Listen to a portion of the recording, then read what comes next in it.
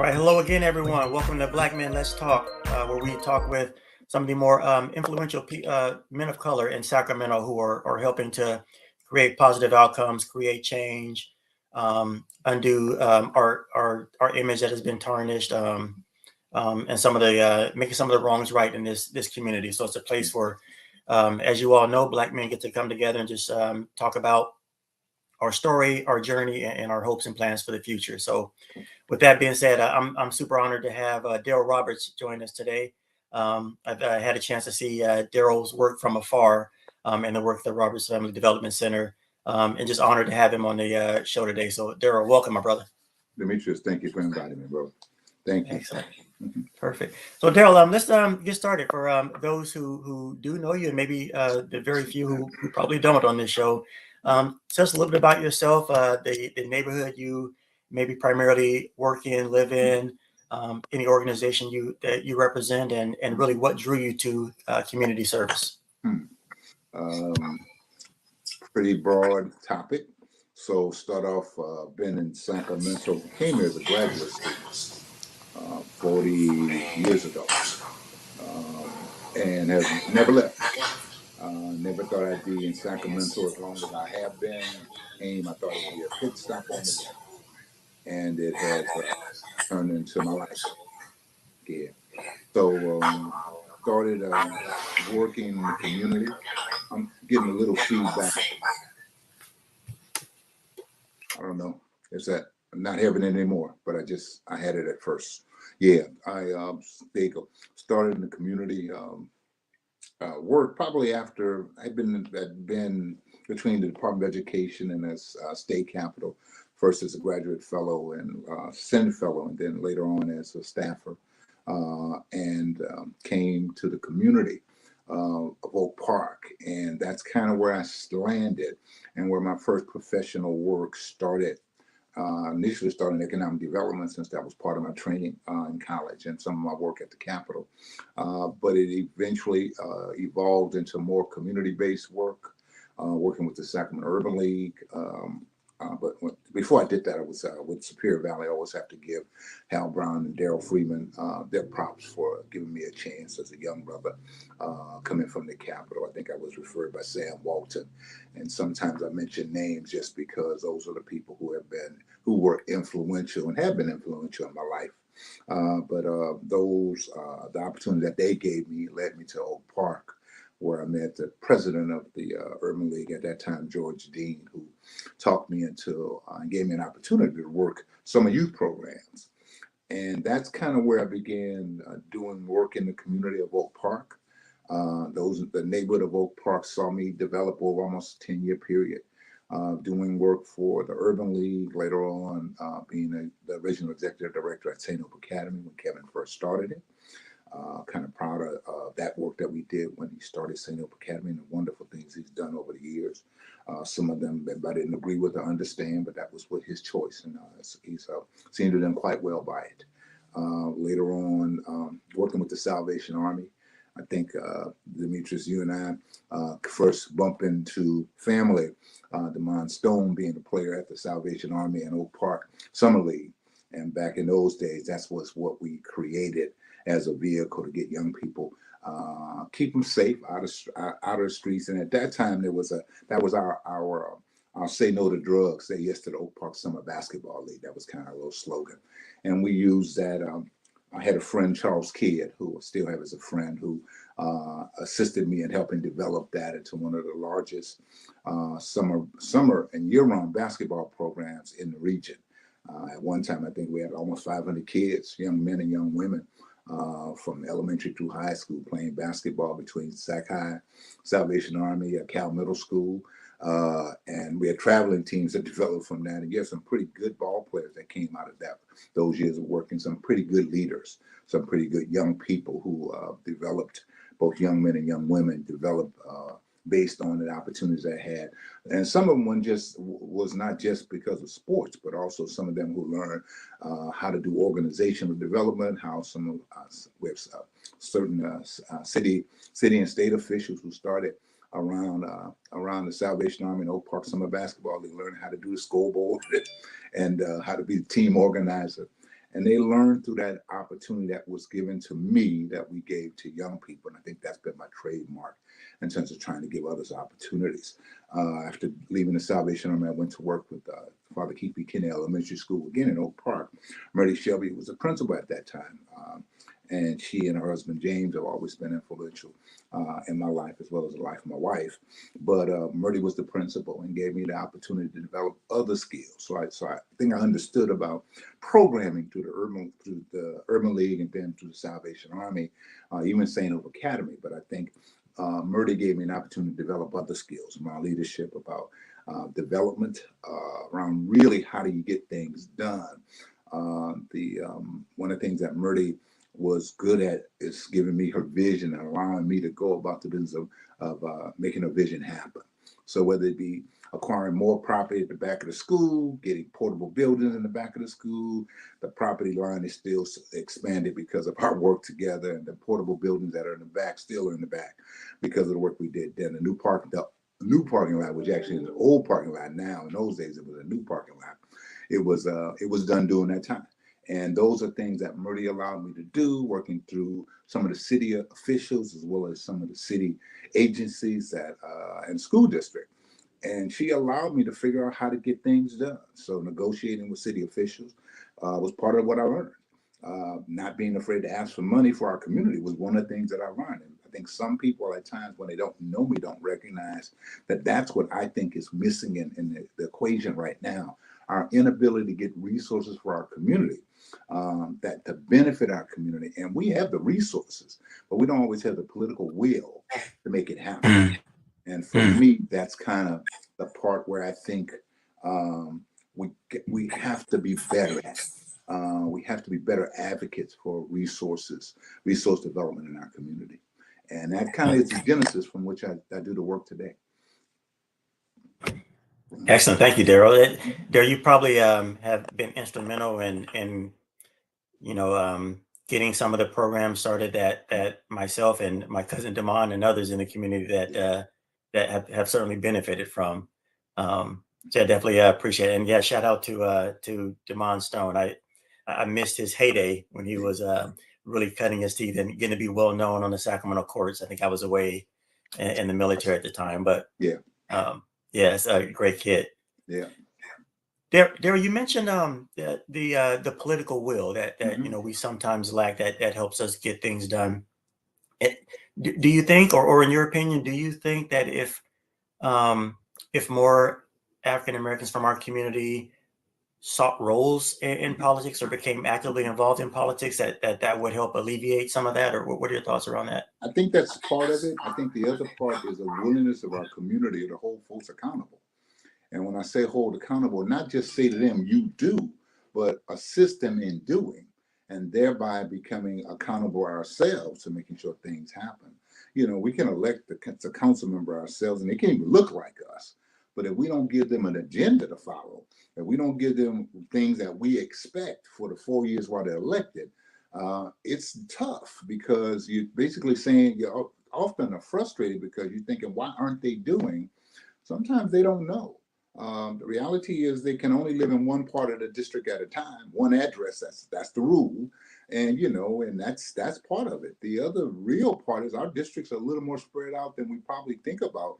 When I first started, Oak Park was primarily District 5, and now District 5 is Oak Park and part of Franklin and part of South area, and it's been gerrymandered to a point now where you got to recognize that whoever is elected in those spaces and those districts have more responsibility in just one neighborhood. I think in my heyday, Oak Park and Curtis Park were the primary beneficiaries of whatever happened in District 5. Well, things are spread out now. I live now in Del Paso Heights. I live in North Sac, and we serve our families in Del Paso Heights, but the council member represents Woodlake, North Sac, Del Paso Heights. It represents Hagenwood. It represents other parts of our communities that are there, and those are different communities having different needs. And if those of us who are or think of ourselves as being politically astute are not recognizing we got to stay engaged, we have to have more people staying engaged, by the way, but we have to hold them accountable to doing the work that we called them to do. And that can be as simple as taking care of trash pickup to as complicated as coming up with an economic development plan that benefits our community in a different way. One that allows us to be able to say that, hey, we require you as an elected official to stand up for us and fight, and we will fight with you. Most effective neighborhoods and communities are present at city council, and they're not just present there once in a while. They have a constant presence there. And that's an interesting observation when you go on a regular basis. At one point, maybe, probably 3 to 5 years ago, I was fairly visible at a regular, presence, had a regular presence at city council, which gave me the chance to get to know people who, as we began organizationally growing, that was one of the reasons that it happened, because I knew people and I spoke to them and they spoke to me, and I saw them before they went on to the dais, and they saw me as they came off the dais. And it's just important that we recognize that that's the reality of relationship building that brings about political power. Yeah, that's so well said, Derrell. And you're right. I think, we can rest assured that because we have council members that are representing multiple neighborhoods, we can probably say with somewhat certainty that those other neighborhoods are definitely making sure that their expectations are being met. So, yeah, that probably speaks to pretty much any type of relationship. If you're even in your interpersonal relationship, if you're not telling that person what you expect, then they're just going to end up taking you for granted. Well, and it's just that people have a tendency to do what needs to be done right in front of them. And sometimes right in front of them gets the attention. And it's not always the squeaky wheel that makes that gets the most attention, but that space that is willing to speak up about its priorities and its needs have a better opportunity to receive the resources that they need. And that's it. That's just how that works. That's the process that we're a part of. That's part of democracy, but that's also part of our community challenges. How do we do that better? Yeah, that's spot on. Mm-hmm. Tell me, Derrell, more along more broader terms. What would you say? What would you say are your hopes and concerns for your family, your community, and just this country as a whole? Okay. I'm a husband and a dad and a grandfather. So, I got a few thoughts in terms of personal development as a husband. I think, my next 3 to 5 years, as I start kind of phasing out of Robert's Family Development Center, is the recognition that I got to figure out how to be a better partner to my wife. Making sure that I'm acknowledging her needs, her desires, her wants. Where we end up living, where we live in North Sac right now. Is that where we're going to stay? Got to make sure I'm attuned to what she's saying as well, making sure that I'm listening, because that's important to me. Also, how to be a more effective communicator to her, so that she recognizes some of my wants and desires as well. As a dad, I try to stay in touch with my daughter, my son-in-law. They live a wonderful life. Son-in-law's in the military. She is a military wife, but she's also a substitute teacher outside of Chicago. And we have a 13 and 10-year-old grandgirls. So, want to make sure that the world is better for them. I get concerned about, some of the challenges we have in the streets, because those challenges don't occur just in our neighborhood, but sometimes those challenges that we see in our neighborhood occur in other neighborhoods as well.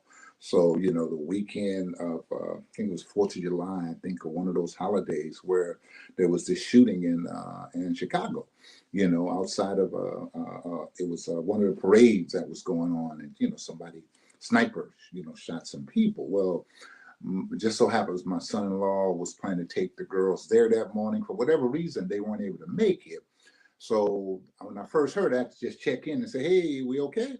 Well, yeah, they were okay, but the reality is they could have been in the line of fire had they gone to that event. Well, so often that occurs in our community, where we hear something happen and we recognize that we could have been victims in those moments. And luckily we haven't. That hasn't necessarily touched as close personally for me, although, I got to admit, one of my favorite cousins back, 40 something years ago was killed by the Cherry Hill police down in Southern California.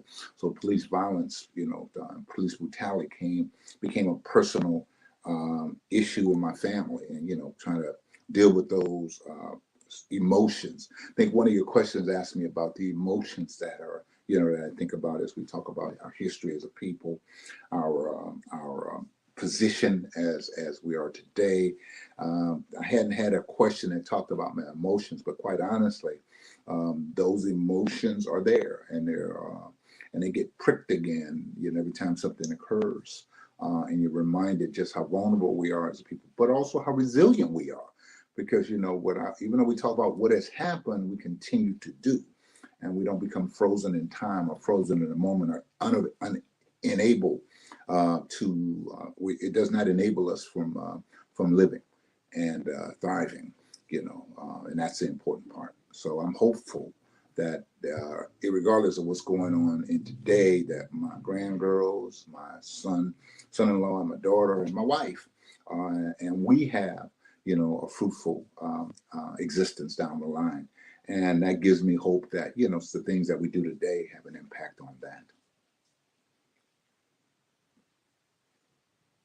Oh, yeah. Sorry, I had some mic trouble there. Yeah, Derrell, you mentioned that July 4th. I remember that. I remember that the day that happened. Yeah. And you're right. I think we're so prone, or I wouldn't say prone, but we're so accustomed to violence now that until someone brings up, remember the Chicago shooting? Oh yeah, that was another one.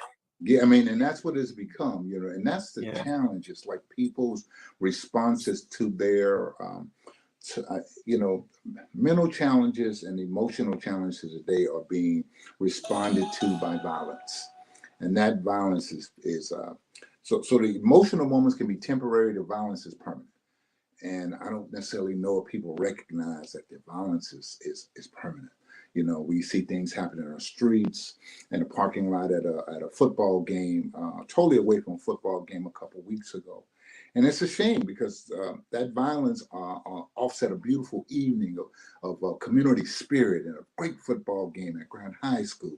And in that parking lot, away from the football game, involving no student from Grand High, by the way, that was a current student at Grand High, who that incident became what we talked about, what we focused on, rather than the fact that we had a wonderful evening at Grand High School. And even though they lost a football game, nobody could walk away upset about the outcome of the game, other than shucks, the Pacers lost. And then to turn on the news the next morning, because I wasn't clued in that night to recognize that occurred. It's like, dang, that happens far too often in our community. And to be honest with you, that's the very same night there were other shootings that we didn't focus on that occurred both in Oak Park and off of El Camino in Sacramento. That's when you recognize some things has to be done. But also that's when you recognize what we've done in the past has not paid off, or still the lack of what we've done we did not do in the past, or not doing those things in the past that we should have done is what's causing this problem today. I'm a big advocate and big proponent to investing in our youth. And sometimes when people ask me, why is it happening today? Because we didn't invest in them in the past.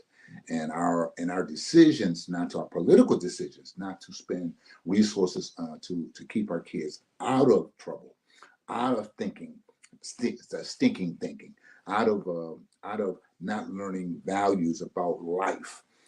Our lack of investment in those things that will prevent that are now paying off in constant conversation around violence. And that for me is the real. Yeah, that's so well said, Derrell, and I agree. We don't invest often enough in the treatment or in the prevention and being upfront. We're spending so much more money now trying to fix the problem, and treatment and locking up, which is a whole nother story, bringing in a whole lot more money. So you're spot on. And I'm so glad you brought up the game the other week. I was at that game as well. First of all, just the way the community turned out, I would say even on the Elk Grove side, it was a fun night. It was an amazing game. It was. I think that's number one. Yeah. the sportsmanship on the field. Yeah. And similar to you, I did not even know about it because it was such a fun night, such a Yeah. fun game until I got up the next morning and my wife said, "Did you see anything in the parking lot? The shooting at the game?" And yeah, I didn't even Unless you what were even on were. that side, unless you were on that side of the parking lot, you didn't see it because it happened in such a way that it was kind of shielded from everybody. So for Yeah, us, for me, I was on the South Avenue parking lot side near yeah, the tennis courts. So I just went straight home. Got yeah, home and kissed my wife and got in bed and wasn't yeah. worried much about anything else other than dang, Grant lost that game, but it wasn't a oh they got killed or oh it was Right. bad. It's a great It was a game. super game, and all Yeah, those things happen. But the reality is that some young person lost their life that night, and that young person is losing their life is a permanent result of somebody's temporary response to whatever happened at that moment. Can't be that big a deal. Couldn't be that big a deal. Not to cause somebody's life to be lost. So those are the moments that it tells me we have to do better as a community. And I'm one of those political animals who say I get involved in politics because I think that that's how you can make things happen. I've been doing that for years, but I'll also tell you that I've become really aware that not enough is being done. And we're fortunate, Robert. You work with IYT. There are other groups out there that are doing work, but there needs to be more. And trust me, there's not enough. And I don't care what anybody says. If you serve 100, we serve 100, and there's 1,000 kids. That's 800 kids not involved with something. And until we recognize those 800 kids deserve something the same way the other 100 that you're serving, under 100 I'm serving, deserve quality adults in front of them, providing them with direction and guidance and mentoring and tutoring. Those are the things that saved us back in the day. For me, I can tell you they did. So I'm here as a result of people who mentored me and tutored me, programs that were there both in New Orleans, where I grew up, but also in California, Los Angeles, where I finished high school, and throughout. And then when I came to Sacramento, as I told you, I tried to create those environments. And I've created those environments for the last 21 years, my wife and I, through Roberts Family Development Center. And that's what it was been about. It's really been about serving young people and their families. Because I think it's important that we recognize you can't try. You can do all you can do with a child, but the way to have a lasting impact is to figure out ways to have an impact on their families. Get mom and dad to buy into the values you're trying to feed into their child. Make sure that you understand the values that mom and dad have, because sometimes you can support them, or sometimes you might assist them in thinking about things differently. Because remember, if we're talking about lack of investment. For me, in our city, lack of investment has been almost that way for 25 plus years. 30 plus years ago, we started talking about gang problems here in Sacramento. So I'm going to tell you that's how long I've been at it. That's how long I've been involved in it. I was doing the Salvation Army 30 years ago. So when I tell you that we were talking about say no to drugs, it was because we had gang activity. Yes, we had gang activity in Oak Park in those days. I'll make you laugh. I recall getting T-shirts donated by Terry Tower, with a member of the Sacramento Kings back in the day. Terry donated red T-shirts to us, and those T-shirts came out. Everybody said, "Oh, Mr. Roberts, we can't wear those T-shirts. They were so beautiful." Oak Park Summer League T-shirts. I'm sorry, we gonna wear these shirts. And I told everybody who needed to hear, this is our game, baby. This is what we gonna do. Now, let me be honest with you. I sure did get some of the fellas in the neighborhood to recognize why we had red shirts. And I sure right. did tell them, now, I'm not dumb. I know what I got to do to protect my kids. Yep. Bruh, do me a favor. Recognize their red shirts say Oak Park Summer League on it. Sponsored by Terry Tyler. Literally had that way. And that's what we were wearing. But that was gang activity back then. So it's not like it's brand new to us. We invested in those days in that. We tried to get the city 25 years ago to come up with a gang tax to address gang activity. And it was not even put on the ballot. And people don't realize that's where problems exist. So 25 years later, the kid who was 5 or 10, who's 35 right now, if they didn't get involved with Oak Park Summer League or something like that, IYT wasn't here just then. So, and people got to recognize that's the challenge. that I'm thankful for the organizations that are opening up today to get involved, the individuals who are doing things. I will not call out individuals by name on the show, only because I'll certainly offend somebody by not saying, why didn't he say my name? It is because there's Right. so many who are out there trying to do the work now. Let me tell you Yep. something. They weren't out there 30 years ago, 25 years ago, 20 years ago. And many of them saw what was needed 10 years ago, 15 years ago, began thinking about that. And luckily for us, those are the people who are now leading the charges for their organizations today. Good thing. We have to support them, but we also have to support others. We have to give them a chance to raise workers in the work, to do the work with the young people who need to be touched. We need to invest in them. We need to invest in them organizationally. And yes, I said invest in them because it's those people and those organizations in the toughest neighborhoods that can change things. You have to excuse me. I am not of the opinion that government can change things. It's people that change things. You know, Yep. you alluded to the fact we spend an awful lot of money locking up folks. Yep. And I may not be the biggest. I'm not the biggest police hater. I'm not. I recognize the role that police play, but I'll also tell you the police's role could be more defined, allowing the community itself to take on those things before we have to call the police. Before we have to, because some of that is about mental health, some of that is about economics, some of that is, so if you can give a kid a job, or you can start identifying young people who are not handling themselves well and not making good choices. See, if I'm working with a kid who's in 6th or 7th grade and they're making bad choices, how do we stop them to understand? How do we connect with them to make them understand that's a bad choice, so that they can see their choices will get them in trouble. Their choices will hurt somebody else. And whether it be that you push somebody down because they're smaller than you, your choice to push that kid down is getting you in trouble. It's causing you to lose some valuable quality time. Instead, you're getting punitive time. You're being taken away from program. You're not being allowed to participate. But do that early. Talk to them about those choices. Give them mentors. Give them tutors. Identify if they need some other support. So if they need counselors, if they need somebody to have regular lunch with them, they need a lunch buddy. Let's figure out ways to create that. And those things that are happening now are trying to do all those things, you know, in terms of making sure you incorporate tutoring, you incorporate mentoring, you incorporate, even for those who say they're incorporating policy development, they're doing that with young people, trying to teach them how to better advocate for themselves. I'm part of the Sacramento Kids First Coalition, and I have seen the development of those young leaders and have marveled at them. And honestly, I've taken a step back because I recognize they are the reason that things are beginning to happen in that area. So it's like, it's their turn.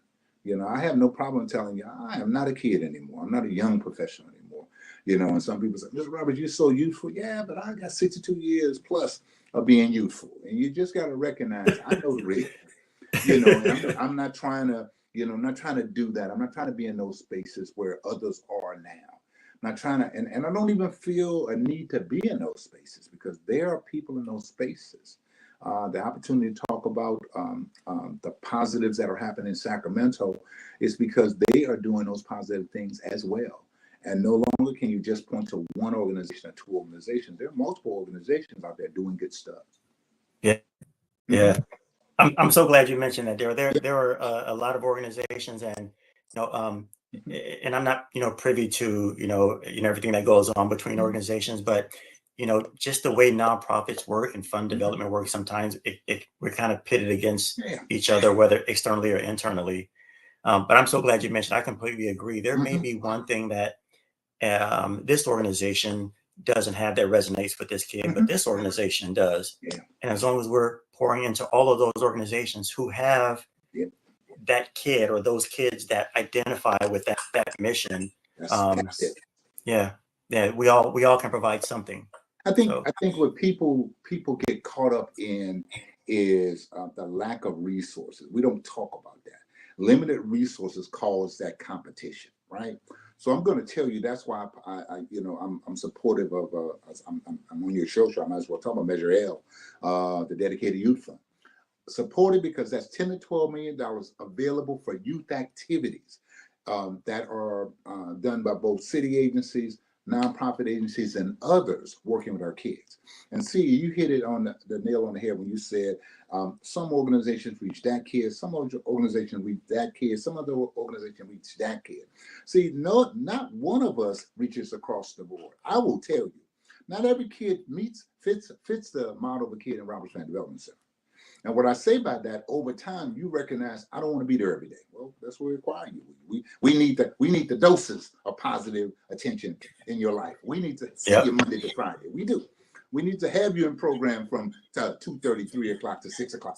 And that's because we have a structure in place. Not every kid wants to do that. Not every parent wants a child in that. And you have a right not to do that. But I'll tell you, there's somebody else who might fit your needs. Maybe my baby only wants to deal with sports. Okay, there's a little league basketball program. There's something going on. There's a music program. Or excuse me, there are not enough music programs. There are not enough spoken word programs, but they are there. Those are options that your child can know about. It's on us to make sure that funding that allows us to expand those services. So there's enough music programs, there are enough arts programs, there's enough spoken word programs, there's enough sports programs, both in school as well as out of school. Because every kid is not going to be good enough to play for Grant High School, but every kid who has an interest in football should be allowed the opportunity to try to play. You know, and they don't have to play flag. They don't play tackle. They can play flag. They can be a cheerleader. They can be in the band. They can be, you know, in the drum line. There's a lot of things that we should make sure children have options, because you know the truth is, in those neighborhoods where we don't talk about these problems, they have those options. They are there. Yep. You're right. Tell me what you want to tell me. I know that. You know, I know I go certain parts of Sacramento County or the region, and I can tell you in those neighborhoods, they have options. Options. Yes. So when you tell me there are options available to those kids, when kids choose not to be involved in any of those options, in some cases, I think a child is making the choice. But that's also a child, quite honestly, who has the options of maybe having some mental health support that they might need. And see, and that's, to me, is the difference. We need to have options in our community. We need to be given an opportunity to have options. That's where elected officials come in. That's where fighting for resources come in. I'm one of those who remembers, and I've been around long enough to remember Bonnie Pinnell and Sam Pinnell as city council members. And I remember how they fought for Meadowview, how they fought for South Sac. And I don't care what you tell me about Bonnie and Sam. The two of them together caused more positive development to happen in that area than any place else other than Norton Natomas, which happened because of the economics of growth happening in Natomas. In South Sacramento, yes, there is economic growth, but the things that you see around the Meadowview community and those parts were because of political decisions that favored the community. And in many cases, the community hadn't been pushed out, interestingly enough. Yeah. Yeah, people still have their homes. And it's just, you know, people don't talk about it that way, but yeah, it is. You can still have that economic growth without having to push people out, you know. And that's sometimes because you have vacant land to do it on, sure enough. But the other part is making sure people are aware of what's coming up and what's coming out fight.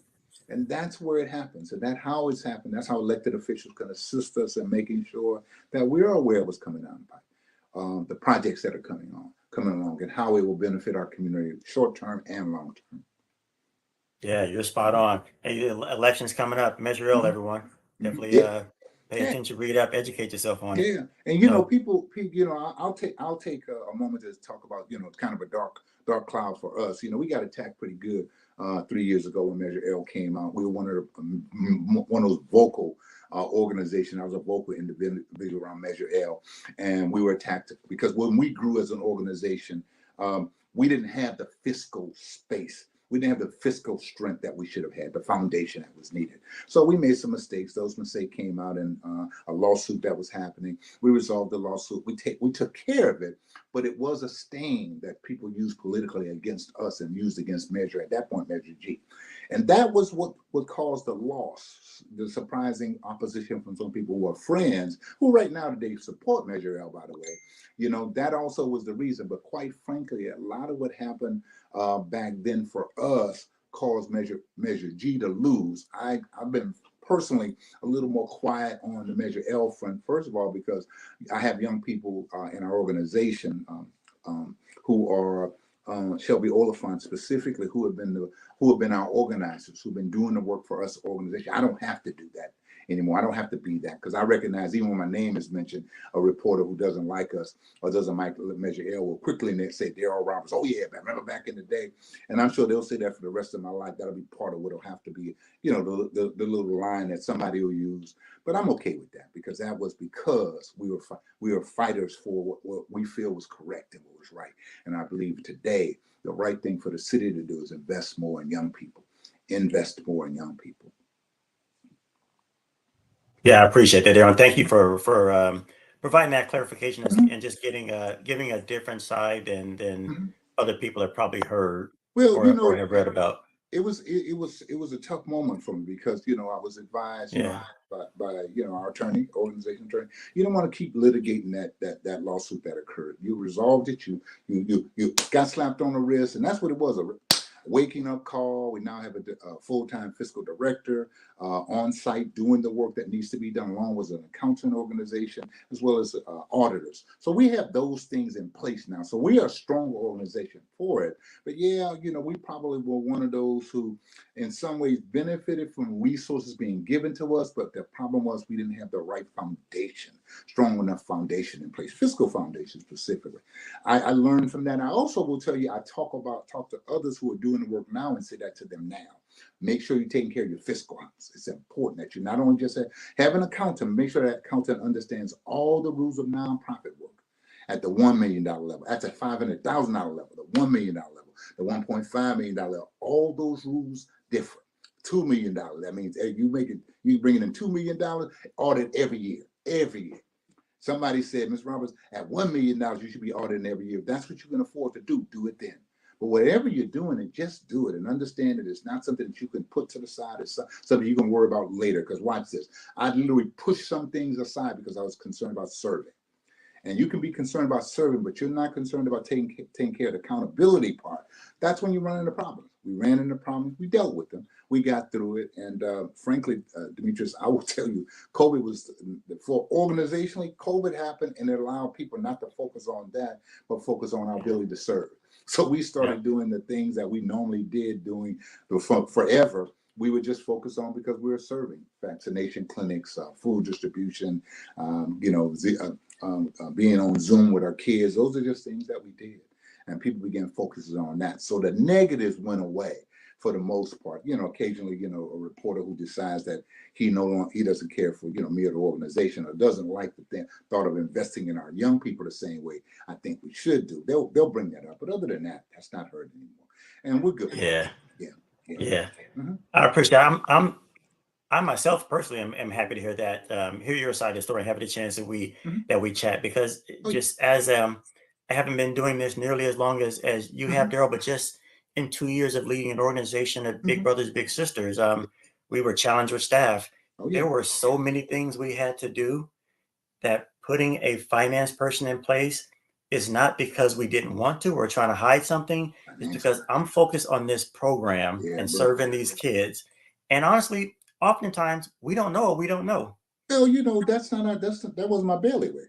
Right. That wasn't how I Right. got involved. I got involved in service. I got involved at the Urban League. My first thought at the Urban League was having a speakers bureau for kids. I mean, literally, I was trying to figure out, how do I bring some positive role models into the high schools at Burbank, at Sac High.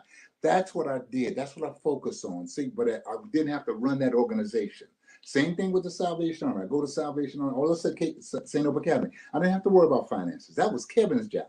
So I worried about developing the organization. When I went to Salvation Army, I worried about, focusing the organization on more kids, because I had a small group of kids that were there. And like I tell you, at some point we had 500 plus kids connected to Salvation Army doing the work under the banner of Oak Park Summer Basketball League, sponsored by the Salvation Army.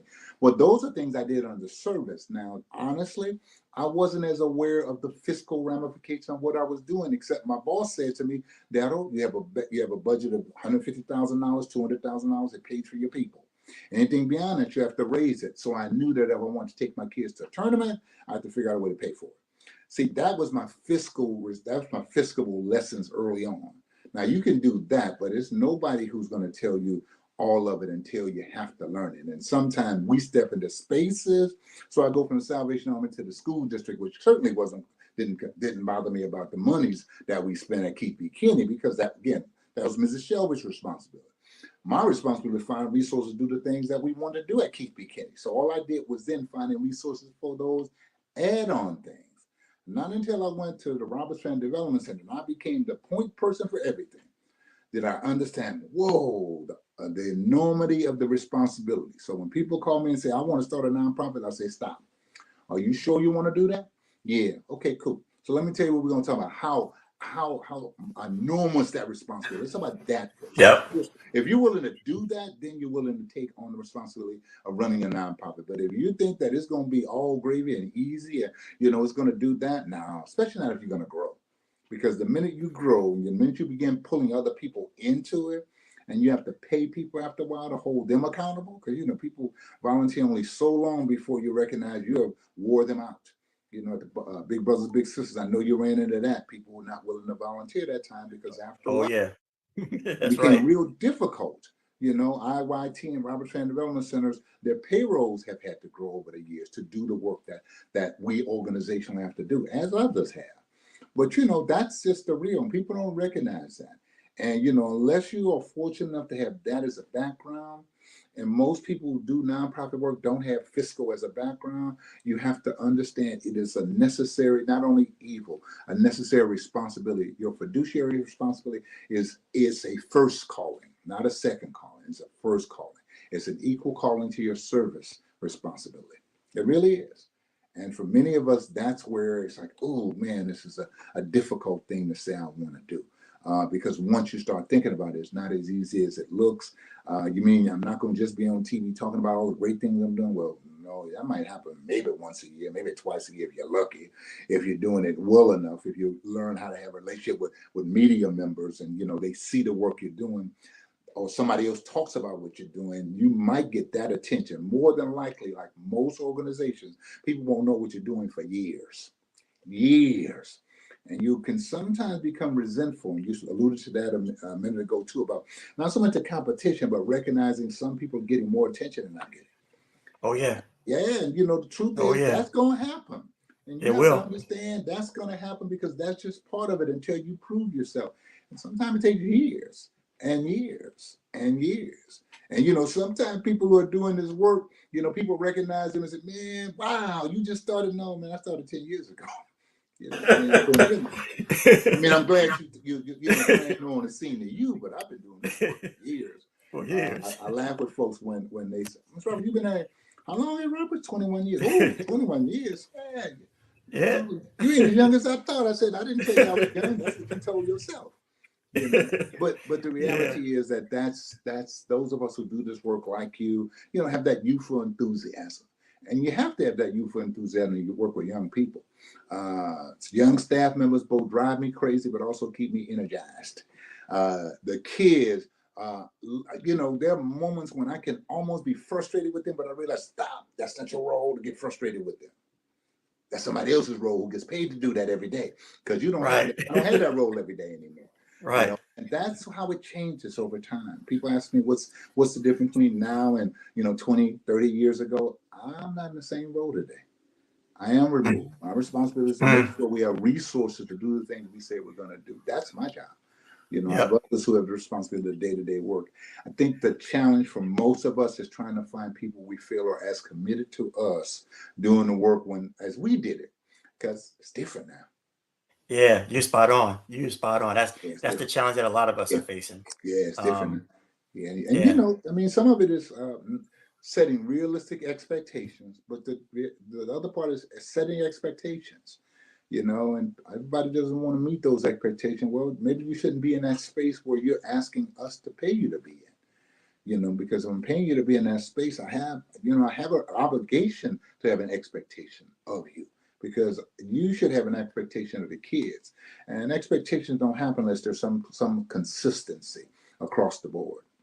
So you're spot on, Derrell. I think that's the challenges we all. I still consider myself fairly young, but even at 52, I'm looking for people who have the same passion and commitment and accountability that I had when I was 30 or 35, because I am similar to you. I have younger grandkids, but it's like, I don't have the energy nor the time, nor do I have the relatability that I still had Yeah. with kids. And you know that. So honestly, Demetrius, my role with the kids, and they will tell you, Mr. Roberts comes in and gives a fist pump or a high five. That's my Yep. when I see them, because and I always tell them, let me look in your eyes. I like to see how you looking. Which no. I mean, I'll stay right there until I need to see you. I need to look at you. Well, that's just my way of connecting. But that's my role, because I'm not going to see them but for a few minutes. Truly, if I'm at Right. high school, I'm at Allen Chapel AME, where our pace is moving forward, our kids are at. I see them for that 2-hour window when I'm hanging out there, when the guest speaker's there, and I want to hear the guest speaker, because I'm always amazed at the people who say exactly what I know needs to be said, and I never Yep. prep them. I don't prep speak. It's funny. I Yep. kind of laughed with you when you sent me the questions, because I asked Kathy the question. It's probably more just to see what you were going to say when you sent me the Yeah. question. Those are questions, but I got to admit to you, part of it was made me think about the work. Made me think about, the questions you're asking me now are things that I answer that every day, all day. But the mere Yeah. fact that I had to read them and think about them in a different way made me Wow. recognize, man, you've been doing this a while. I was Wow. laughing with my wife, because she said, this morning when we were talking, she said, "So what you doing next?" Now, she's never said that to me. What you doing next? Because she has heard me say 3 to 5 years, 3 to 5 years. I keep saying that because I think people need to recognize I can't do this forever. I'm going to tell you, part of it is I know it's time for us to begin thinking about who's next at Roberts Fan Development Center. What's my role? My next role, I laugh and tell the board, is like CEO emeritus. Because one of the things you recognize as a nonprofit leader, you don't really have a nest egg, but you've been doing this for a while. But the truth is, you still need to figure out how to bring resources into your household so that your wife doesn't leave you, your husband doesn't leave you, your significant other doesn't leave you because of lack of finances. Right. So I laugh about that. And so as my wife says that to me, we talk about this opportunity to have an interview and have a talk with you. It really is okay. Think about what's next. And I would say to anybody who's listening, if you've been doing this a while, and you're now in your 50s, you're now in your 60s, even if you're late 40s, think about what are you going to do after, because there comes a moment when you either become tired, or worse still, you can become irrelevant. And what I mean by irrelevant, you no longer have the ability to speak to the issues of the moment. Mm. Yeah, Mm. Man, that happens. that's spot on. That's some sage advice right there. Yeah. Well, My wife and I've had those conversations. Yeah, sorry, my wife and I've had kind of similar conversations. We still feel young. I think in your 50s, you're still at that. You're still trying to hold on, but you also can see you probably have a lot more past you than you have in front of you. So, are we still going to want to be doing this in 5 years? But you're right. It's also those things, Derrell, that for me, the past 5 or 10 years, it's just been, when I first started doing this work, I was out on campuses with the kids, throwing the football around. Oh yeah. And I realized I can't do that now, because if I stand up for more than 20 minutes, my feet hurt. So it's like, what is my next role? I got to be decision making and strategy. And it's like you say, in front of the cameras. I would love to spend time with the kids. I miss that, but after like 30 minutes, they draw a lot of energy out of you when you get to a certain age. When you think about it, for most of us who started this work, the hardest part is not being with the kids on a regular basis. And some people can't transition. That's why they can't be administrators or organization leaders. They can be within an organization trendsetters by what they do, but it's hard for them to maintain or elevate the organization to the next level, because their real love is with the kids. Nothing wrong with that. And if that's what you have as a love, do that well. You don't have to be a principal. You don't have to be an administrator. You don't have to start a nonprofit. If you do well, simply serving the kids and having a drill team in place, having a cheerleader team in place, doing something directly with the kids. Nothing wrong with that. Keep doing that. But recognize, for those of you who have talents and have an interest, the one thing that's going to change is your ability to have regular interaction with the kids at the level you once started off with. Because like you say, throwing the football is a beautiful thing, but Man, it's funny. I used to I go into a gym and I watch administrators or staff members doing things. This is a true story in the Salvation Army. I used to bar certain staff members from even going into the gym. They were good basketball players too. Oh no, you can't go in the gym. I won't call his name because everybody knows he knows who he is. If he's listening, he'll know who it is. I tell him, you can't go in the gym. Oh no, you can't go in the gym. You cannot go in the gym. What? I said, yeah, you can tell it's hard everybody going in the gym. You can walk in the gym and walk out the gym, but you cannot go on the basketball court at all. Wear your shoes. That means you can't get on the court. Wear your shoes. Do not wear tennis shoes. And it was just because I was trying to say to him, yo, you're going to change and be an administrator, so you have to get away from being drawn into doing the basketball thing, because that takes 35 minutes to an hour of your time, because that's how you look at it. So rather than spending that 45 minutes to an hour on that, you need to spend 2 minutes waving at that, hitting the ball, throwing it to somebody and walking out. And the other 58 minutes, the other 43 minutes, whatever it is left, that's what you need to be doing, planning the league, planning the trip, planning how you're going to pay for the trip. That Mr. Roberts said, I'm not paying for that. You said you wanted to go to Vegas. How you going to pay for it? But that's what happened. That's how I learned. Because like I tell you, my CEO at the Salvation Army back in the day gave me a budget. This is your budget. Anything above that, brother, is your responsibility. But that's how I learned how to raise money. That's how I learned fundraising. That's how I continue to do it until today. That's my everyday thing, raising money, figuring out partnerships, what's next. We had a golf tournament yesterday, Dimitrius, and right after golf tournament was over, I was thinking about next year's golf tournament and how I can do something better to make it better me. But that's as an administrator, that's my responsibility to think about how we can do it better. And okay, and literally that's how I thought. That's what I was thinking. But that's because I'm not thinking so much about playing golf yesterday. I'm not. People say, Derrell, you're not playing, bro. You're not gonna play. I said, nah, I might put once or twice. And if I go to a hole and somebody requires me to hit because they're by themselves, okay, I'm gonna hit a ball. But trust me, I'm just gonna hit one ball and I'm gonna get our first one not as good as I like to be. But more importantly, that's not my role anymore. So playing in a tournament that I'm a part of, no. If I want to go play in a tournament, I'll go do that somewhere else. I don't want no responsibility. Make you laugh. We used to organize concert series in Oak Park. Oak Park Summer Concert Series was that we used to do too. And when you're in it, I was in it. I was going to organize, so I had a responsibility from the beginning to the end. That was our responsibility. And we took pride on having no problems between the start of the concert and the end of the concert. Now, 1 hour later, what happened in the park? That was something else. Wasn't us. Wasn't no park concert series. Literally, that's how we thought. But I'll tell you, but if I wanted to go enjoy a concert, I couldn't enjoy it. I couldn't enjoy it there. People don't understand that, but I couldn't necessarily enjoy it there. What I had to go to another place to enjoy the concert. So, that's on that. Sometimes I go and observe others doing the work. I go to football game to watch the game because as long as I'm not in the role to have to be Mr. Roberts and that focus about everything, and that's a little hard. That is truly hard. I can enjoy it, because if I go to the San Francisco game or I go to the Raider game, I go to the Kings game, or the Kings game a little different because in Sacramento, I unfortunately become you're recognizable. It's a different world, and I know I created it, so I'm going to accept it for what it is. But I go to other places to enjoy myself, and that's literally it. And I think one of your questions I saw was, how do I enjoy myself? I'm trying. I mean, I really am trying on finding ways to simply enjoy myself. Golf is an enjoyment, can be frustrating, but I do that. Resting sometimes is an enjoyment. I will tell somebody in a minute, what you do this weekend? Nothing.